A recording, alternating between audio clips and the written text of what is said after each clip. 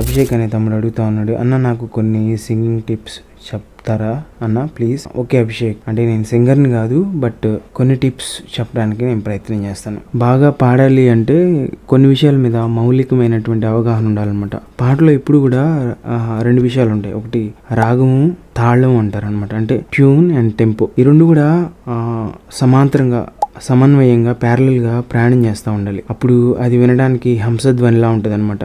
ఎప్పుడైతే రాగం తాళంతో కలవదు, అంటే ట్యూన్ టెంపోతో కలవదు, అది వినడానికి హింసధ్వనిలా ఉంటుంది అనమాట. సింగింగ్ ప్రాక్టీస్ చేసేటప్పుడు ఎప్పుడు కూడా తాళంతో ప్రాక్టీస్ చేయాలన్నమాట. టిప్ నెంబర్ 1 చాలా ఇంపార్టెంట్. చాలామందికి తాళాన్ని వదిలేసి వాళ్ళ పాటికి వాళ్ళు పాడుకుంటూ ఉంటారు అనమాట. చర్చిలో చాలా రెగ్యులర్గా జరిగే తంతు ఇది. అంటే డ్రమ్స్ని ఫాలో అవ్వరు అనమాట, వాళ్ళ పాటికి వాళ్ళు పాడుకుంటూ వెళ్తారు. సింగింగ్ ప్రాక్టీస్ చేసేటప్పుడు ఎప్పుడైనా సరే తాళంతో సహా మనం ప్రయాణం చేయాలి. అది చాలా ఇంపార్టెంట్. అది ఇయర్ ట్రైనింగ్ ద్వారా వస్తుంది అనమాట. అంటే రెగ్యులర్గా వింటూ ప్రాక్టీస్ చేస్తూ ఉన్నప్పుడు మాత్రమే వస్తుంది. టిప్ నెంబర్ 2 ఏంటంటే ఒకే పాటని రకరకాల స్కేల్స్లో మనం పాడటం ప్రాక్టీస్ చేయాలన్నమాట. ఎప్పుడైతే రకరకాల స్కేల్స్లో మనం పాడగలుగుతామో అప్పుడు మన వోకల్ కార్డ్స్ అనేవి చాలా ఫ్రీగా ఓపెన్ అవుతాయి. అండ్ హై నోట్స్ అయినా లో నోట్స్ అయినా కానీ ఈజీగా మనం పాడగలుగుతాం అనమాట. ఉదాహరణకి ఈ సాంగ్ తెలుసు కదా,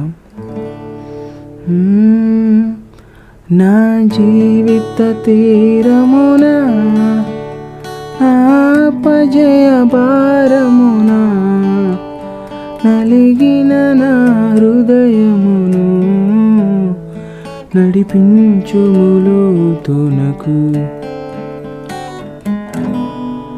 ఇప్పుడు నేను డి మేజర్లో ఆ సాంగ్ పాడాను.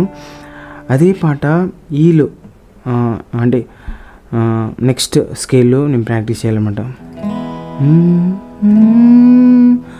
నా జీవిత తీరమున నా అపజయ భారమున నలిగిన నా హృదయమును నడిపించుములో తునకు.